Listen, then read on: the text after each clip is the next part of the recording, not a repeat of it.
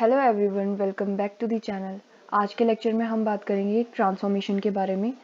तो ट्रांसफॉर्मेशन से पहले हमने कॉन्जुगेशन को कंप्लीट कर लिया है।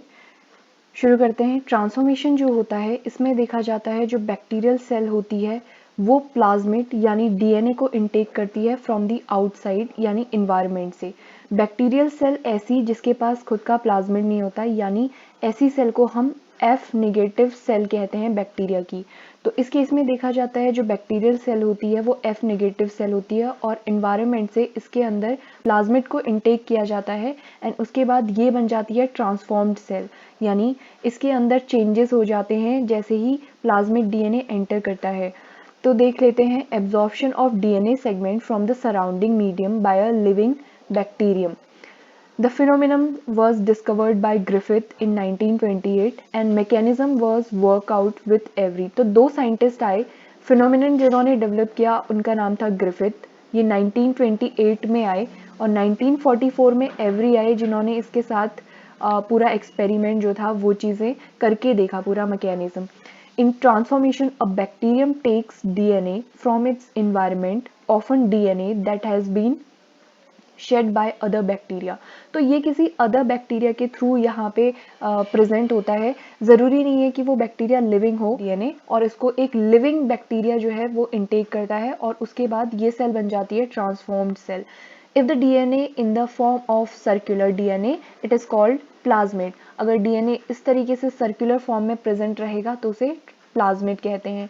It can be copied in the receiving cell and passed on to its descendant. इसी तरीके से ये अगली सेल में भी ट्रांसफॉर्म होता जाएगा, मतलब इसको through the division daughter cells में भेजा जाएगा। इस तरीके से ये आगे को बढ़ता चला जाएगा। Receptivity from transformation is present for a brief period. तो जो ये बैक्टीरियल सेल है ये प्लाज्मिड इनटेक करने की जो पीरियड है वो कुछ टाइम के लिए होता है, और यहाँ पे देखा जाता है इस बैक्टीरियल सेल के पास कुछ रिसेप्टर्स प्रेजेंट होते हैं जिसकी वजह से ये क्या करता है, रिसेप्टर के थ्रू प्लाज्मिड को इनटेक करता है which is for a short period. Normally E coli does not pick up foreign DNA but it can do so in the presence of calcium chloride। जो ई कोलाई बैक्टीरिया होता है normally वो ऐसे foreign DNA को intake नहीं करता है, but देखा जाता है in the presence of calcium chloride. अगर कैल्शियम क्लोराइड का मीडियम प्रेजेंट है तो उस कंडीशन में ई कोलाई जो होता है वो फॉरेन डीएनए को इनटेक कर सकता है, बट नॉर्मल कंडीशन में ये इनटेक नहीं करेगा। This process doesn't require a living donor cell. तो इस कंडीशन में देखा जाता है कि ये जो प्लाज्मिड है ज़रूरी नहीं है कि ये एक लिविंग बैक्टीरिया का हो, only requires free DNA in the environment. बस ये फ्री डीएनए होना चाहिए। अगर सर्कुलर मोड में है तो इसे प्लाज्मिड कहा जाएगा। The recipient that successfully propagates the new DNA is called transformant. तो इस तरीके से अगर डीएनए इंजेक्ट हो जाता है बैक्टीरियल सेल के अंदर तो इस सेल को कहा जाएगा transformed cell।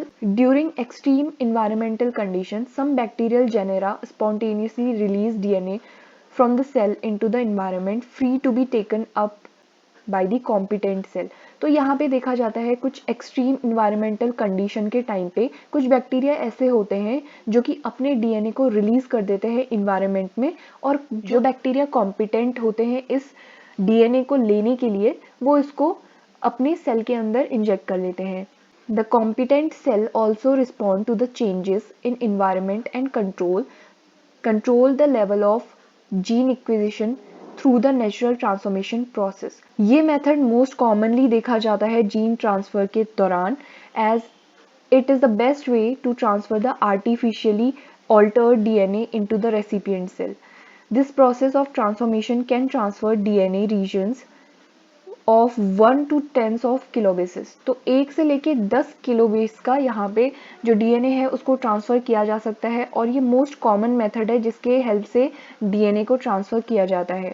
So I hope guys ये आपको समझ में आया होगा। ये था प्रोसेस ट्रांसफॉर्मेशन का जो कि सेक्सुअल रिप्रोडक्शन का सेकेंड टाइप है।